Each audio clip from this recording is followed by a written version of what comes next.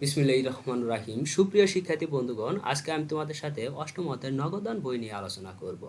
তোমরা এর আগে আমার কিছু ভিডিওতে কমেন্ট করে জানাইছিলা স্যার নগদান বই নিয়ে একটু আলোচনা করেন। তাই আজকে আমি তোমাদের সাথে নগদান বইয়ের ঢাকা বোর্ড 2020 সালে যে প্রশ্নটি আসছিল সেটা নিয়ে আলোচনা করব। দেখো, ঢাকা বোর্ড 2020 সালে 6 নাম্বার কোশ্চেনে নগদান বই থেকে প্রশ্ন করছিল। আর এই প্রশ্নটি কিন্তু খুবই গুরুত্বপূর্ণ। এখান থেকে তোমরা নগদান বই থেকে বইয়ের সম্পর্কে অনেক কিছু জানতে পারবা। দেখো, 6 নম্বর কোশ্চেনে বলছিল সমন্বয় এন্টারপ্রাইজের মার্চ 2019 সালের কতিপয় লেনদেন নিম্নরূপ। দেখো, মার্চের 1 তারিখে নগদ উদ্বৃত্ত ও ব্যাংক জমার উদ্বৃত্ত যথাক্রমে 23,000 টাকা ও 28,000 টাকা নিয়ে ব্যবসাটা শুরু করছিল। তাহলে নগদ উদ্বৃত্ত 23,000 টাকা আর ব্যাংক জমার উদ্বৃত্ত এটা হচ্ছে ব্যালেন্স বিডি। এরপরে দেখো, ব্যাংক হতে উত্তোলন 7,000 টাকা। শোনো, নগদান বই প্রস্তুত করা আর খতিয়ান প্রস্তুত করা প্রায় সেম। আমরা এর আগে খতিয়ানের অঙ্কে বলছিলাম কি, যদি জাবেদা না পারো তাহলে খতিয়ান পারবা না। ঠিক সেরকমই যদি জাবেদা না পারো তাহলে নগদান বইও প্রস্তুত করতে পারবা না। নগদান বই হয় চার প্রকার: 1 গড়া নগদান বই, 2 গড়া নগদান বই, 3 গড়া নগদান বই আর বহু গড়া নগদান বই। সাধারণত পরীক্ষাতে 1 গড়া, 2 গড়া, 3 গড়া নগদান বই আসে, বহু গড়া নগদান বই আসে না।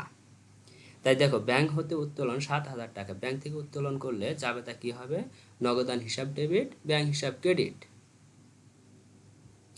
এরপরে দেখো, 5 তারিখে বলছে ঢাকার রহমান ট্রেডার্সের নিকট প্রতি কেজি 100 টাকা দরে 170 কেজির মুগ ডাল 5% বাট্টায় নগদে বিক্রয়। নগদে বিক্রয় করলে জাবেদা হয় নগদান হিসাব ডেবিট, বিক্রয় হিসাব ক্রেডিট।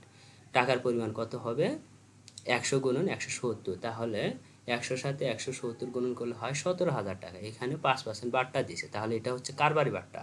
আর কারবারি বাট্টা সবসময় বিক্রয় থেকে বাদ দিয়ে দেখাতে হয়। তাহলে 5% বাট্টা আসবে 850 টাকা। তাহলে টাকার পরিমাণ কত হবে? 17,000 থেকে 850 বাদ দিলে 16,150 টাকা হবে।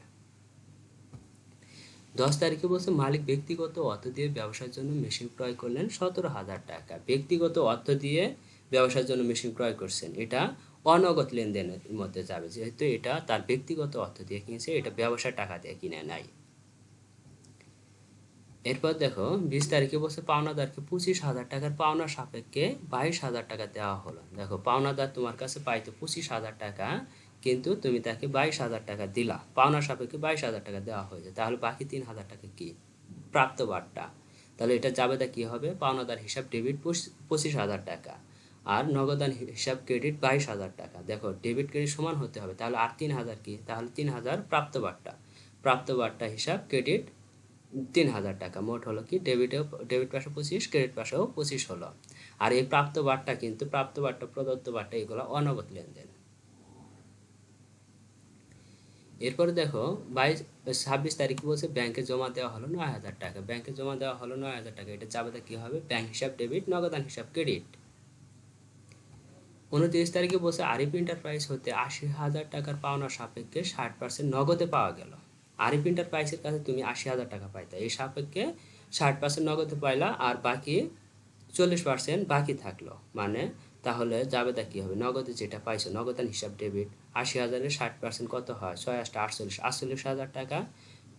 তাহলে নগদে পাইছো, নগদান হিসাব ডেবিট 48,000 টাকা আর আরিফ এন্টারপ্রাইজ হিসাব ক্রেডিট 80,000 টাকা।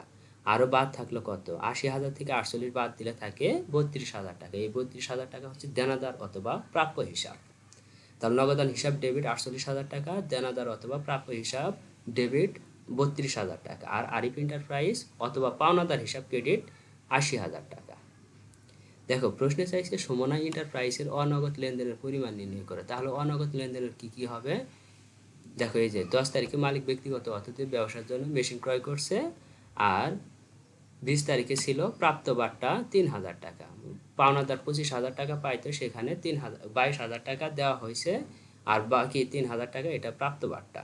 তাহলে এই 17,000 আর 3,000 মোট 20,000 টাকা হচ্ছে অনগদ লেনদেন। দেখো, সমন্বয় এন্টারপ্রাইজের অনগদের পরিমাণ নির্ণয়, তারিখ, বিবরণ, টাকা।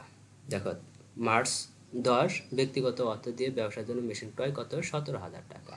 আর প্রাপ্ত বাট্টা 25,000 থেকে 22,000 বাদ দিলে বাকি 3,000 টাকা হচ্ছে প্রাপ্ত বাট্টা। মোট কত হলো? 20,000 টাকা। এই 20,000 টাকা অনগদ লেনদেন।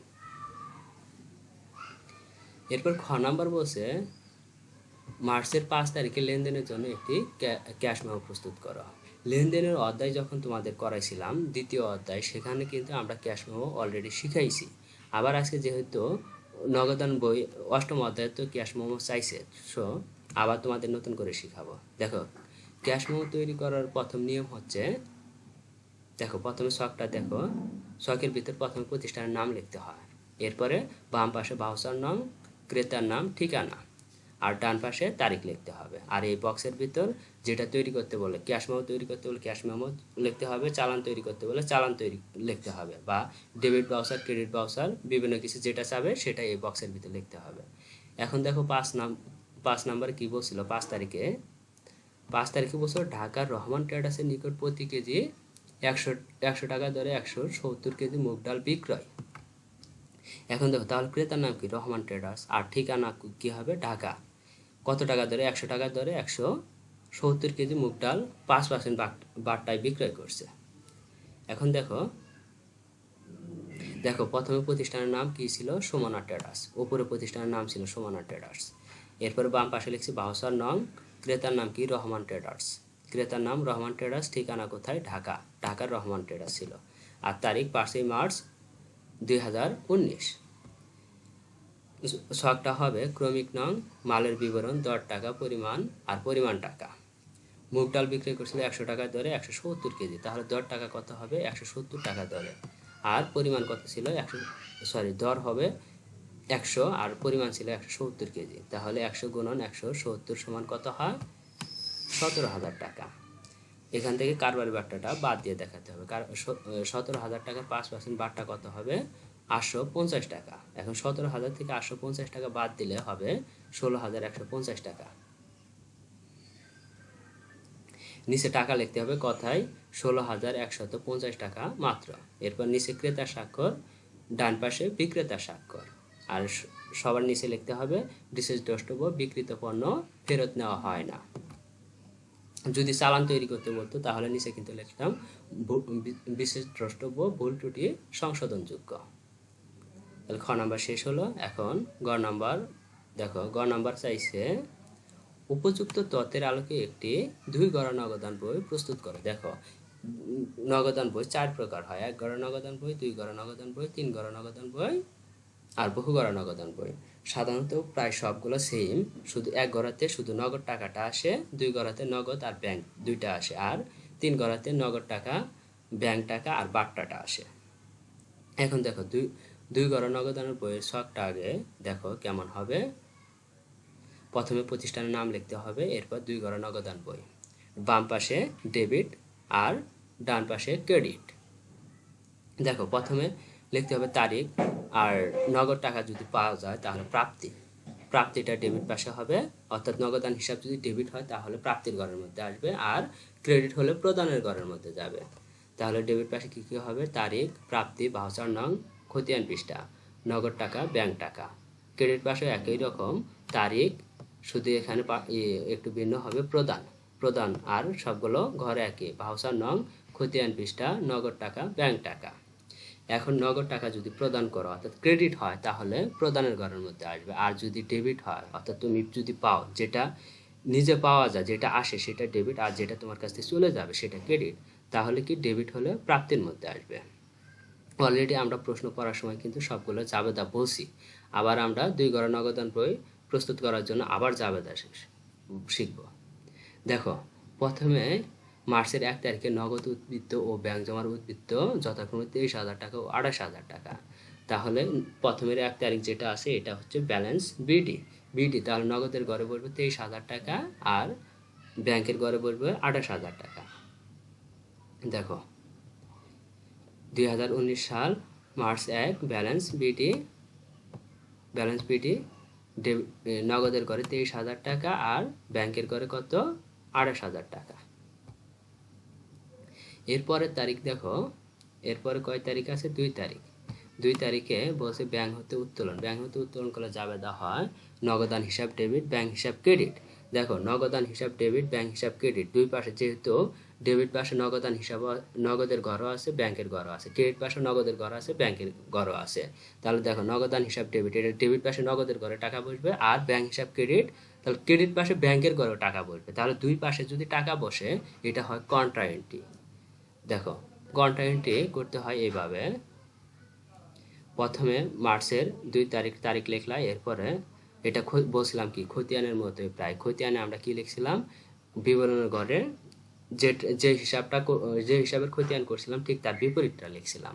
তাহলে দেখো ব্যাংক হতে উত্তোলন করছে নগদান হিসাব ডেবিট, ব্যাংক হিসাব ক্রেডিট। তাহলে নগদের উল্টো পাশে কি আছে, ব্যাংক হিসাব। তাহলে এখানে ব্যাংক হিসাব লিখবো, টাকার পরিমাণটা কিন্তু আমরা নগদের ঘরে বসাবো। তাহলে নগদান হিসাব ডেবিট ছিল 7,000 টাকা, ব্যাংক হিসাব ক্রেডিট। এখানে ক্রেডিট পাশের হিসাবটা লিখবো, ক্রেডিট পাশের হিসাব লিখে টাকার পরিমাণটা ডেবিট পাশে লিখবো। তাহলে এটা যেহেতু কন্ট্রা এন্ট্রিকে আমরা প্রকাশ করি ক দ্বারা অথবা সি দ্বারা। এটা কেউ চাইলে ভাউচার নং এই ঘরের মধ্যেও দিতে পারবে। এখন দেখো ব্যাংক হিসাব ক্রেডিট, তাহলে ক্রেডিট পাশে ব্যাংকের ঘরে 7,000 টাকা লিখতে হবে। তাহলে ব্যাংক হিসাব ক্রেডিটের উল্টোটা কি ছিল, ডেবিটে কি ছিল, ডেবিট ছিল নগদান হিসাব। দেখো মার্চের 2 তারিখে নগদান হিসাব, টাকার পরিমাণ 7,000 টাকা ব্যাংকের ঘরে।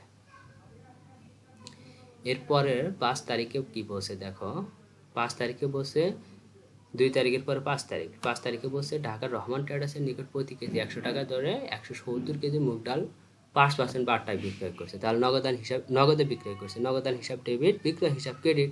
এখন 5% কারবারি বাট্টা বাদ দিলে 17,000 থেকে 5% কারবারি বাট্টা হয় 850 বাদ দিলে কত হয় 16,150। তাহলে নগদান হিসাব ডেবিট, বিক্রয় হিসাব ক্রেডিট, এটা তাহলে ডেবিট পাশে প্রাপ্তির ঘরের মধ্যে যাবে। দেখো মার্চের 5 তারিখ আমরা এটা নগদ টাকা পাইছি, তাহলে প্রাপ্তির ঘরের মধ্যে নগদের বিপরীতে কি ছিল, বিক্রয় হিসাব। এখানে টাকার পরিমাণ কত হয়েছিল 16,150 টাকা। এরপরে দেখো কয় তারিখের কথা বলছে, এরপরে দেখো 10 তারিখে বলছে মালিক ব্যক্তিগত অর্থ দিয়ে ব্যবসায়ের জন্য মেশিন ক্রয় করলেন, এটা অনগদ লেনদেন, এটা তাহলে নগদান বইয়ের মধ্যে আসবে না। এখন দেখো 20 তারিখে বলছে পাওনাদারকে 25,000 টাকার পাওনা সাপেক্ষে 22,000 টাকা দেওয়া হলো, এটা জাবেদা কি বলছিলাম, পাওনাদার হিসাব ডেবিট 25,000 টাকা, আর নগদান হিসাব ক্রেডিট 22,000 টাকা। তাহলে ডেবিট ক্রেডিট সমান হতে হবে এই বাকি যে 3,000 টাকা থাকলো এটা হচ্ছে প্রাপ্ত বাট্টা, তাহলে প্রাপ্ত বাট্টা হিসাব ক্রেডিট 3,000 টাকা। এখন বলছিলাম কি প্রাপ্ত বাট্টা, প্রদত্ত বাট্টা এগুলো অনগদ লেনদেন, তাহলে 2 গড়া নগদান বইয়ের মধ্যে এই প্রাপ্ত বাট্টা এটা আসবে না। যদি 3 গড়া নগদান বই হতো তাহলে অবশ্যই কিন্তু প্রাপ্ত বাট্টা টাকাটা আসতো। এখানে দেখো তোমার কাছ থেকে নগদ টাকা কত চলে গেছে, এই 22,000 টাকা, নগদান হিসাব ক্রেডিট 22,000 টাকা চলে গেছে। তাহলে এই 22,000 টাকার হিসাবটাই তোমার 2 গড়া নগদান বইয়ের মধ্যে আসবে। তাহলে এখানে পাওনাদার হিসাব ডেবিট, নগদান হিসাব ক্রেডিট 22,000 টাকা কিনতে হবে, এটা ক্রেডিট পাশে বসবে। দেখো নগদান হিসাব ক্রেডিট ছিল, পাওনাদার ছিল ডেবিট, তাহলে ক্রেডিটের উল্টো ডেবিট পাশে যেটা ছিল সেই হিসাবটা লিখতে হবে পাওনাদার হিসাব, আর টাকার পরিমাণটা নগদের ঘরে বসাইতে হবে 22,000 টাকা। এরপর দেখো 26 তারিখে বসে ব্যাংকে জমা দেওয়া হলো 9,000 টাকা, ব্যাংকে জমা দেওয়া হলো 9,000 টাকা, এটা জাবেদা কি হবে, ব্যাংক হিসাব ডেবিট, নগদান হিসাব ক্রেডিট, এটাও কিন্তু দুই পাশে টাকাটা চলে যাবে, তাহলে এটাও কিন্তু কন্ট্রা এন্ট্রি। তাহলে নগদান হিসাব ব্যাংকে জমা দেওয়া হলো ব্যাংক হিসাব ডেবিট, নগদান হিসাব ক্রেডিট। তাহলে ডেবিট পাশে ব্যাংকের ঘরে টাকা বসবে, আর ক্রেডিট পাশে নগদের ঘরে টাকা বসবে। দেখো 26 তারিখ, তাহলে ব্যাংকের ঘরে কত বসবে 9,000 টাকা, ব্যাংকের উল্টো কি ক্রেডিট পাশে ছিল নগদান হিসাব, তাহলে এখানে নগদান হিসাব লিখবো, সাইডে প্রকাশ করে দেবে, এটা কন্ট্রা এন্ট্রি ক দ্বারা চিহ্নিত করব। এরপর টাকার পরিমাণটা ডেবিট পাশে 9,000 টাকা ব্যাংকের ঘরে লিখবো। এখন ক্রেডিট পাশে 26 তারিখে একই তারিখে নগদ টাকা যেহেতু ব্যাংকে জমা দিছে, তাহলে নগদের উল্টো ছিল ব্যাংক হিসাব, এটা কন্ট্রা এন্ট্রি দ্বারা প্রকাশ করব, এখানে নগদের ঘরে 9,000 টাকা বসাবো। এরপরে দেখো 26 তারিখের পর 29 তারিখ, এটাই শেষ। দেখো আরিফ এন্টারপ্রাইজ হতে 80,000 টাকার পাওনা সাপেক্ষে 60% নগদে পাওয়া গেল। দেখো 80,000 টাকার পাওনা সাপেক্ষে 60% নগদে পাওয়া গেল, তাহলে 60% নগদে পাইছো, আর 40% এটা কিন্তু বাকি থাকলো। দেখো ৮০,০০০ টাকা ৬০% কত হয়? ৬ 48,হাজার টাকা হয়। তাহলে এটা জাবেদা কি হবে? নগদ টাকা যেহেতু পাইছে, নগদান হিসাব ডেবিট 48,০০০ টাকা, আর বাকি 32,০০০ টাকা হচ্ছে তোমার দেনাদার হিসাব। তাহলে নগদান হিসাব ডেবিট 48,০০০ টাকা, দেনাদার হিসাব ডেবিট 32,০০০ টাকা, আর আরিফ এন্টারপ্রাইজ হিসাব ক্রেডিট ৮০,০০০ টাকা। তাহলে এখন আমরা করতেছি কি, 2 গড়া নগদান বই করতেছি, অর্থাৎ তুমি নগদ যে টাকাটা পাইলা সেই টাকাটাই নগদান বই আসবে, অথবা নগদ যে টাকাটা প্রদান করছো ঠিক সেই টাকাটাই নগদান বইয়ের মধ্যে আসবে। তাহলে এখানে আমরা নগদ পাইলাম কত? 48,০০০ টাকা। দেখো এরপরে আর কোনো হিসাব নাই, তাহলে এটাই শেষ। এখন দেখো নগদান হিসাব ডেবিট, আরিফ এন্টারপ্রাইজ হিসাব ক্রেডিট। মার্চ 29 আরিফ এন্টারপ্রাইজ হিসাব কত টাকা? 48,০০০ টাকা। দেখো এখন অঙ্ক করা শেষ, সবগুলো যোগ বিয়োগ করবো। এখন দেখবো কোন পাশে টাকার পরিমাণ বেশি। দেখো এখানে ডেবিট পাশে টাকার পরিমাণ বেশি, তাহলে নগদ টাকা কত হয়? এই 4টা যোগ করলে 23,000, 7,000, 16,150 আর 48,000 টাকা যোগ করলে হয় 94,150 টাকা।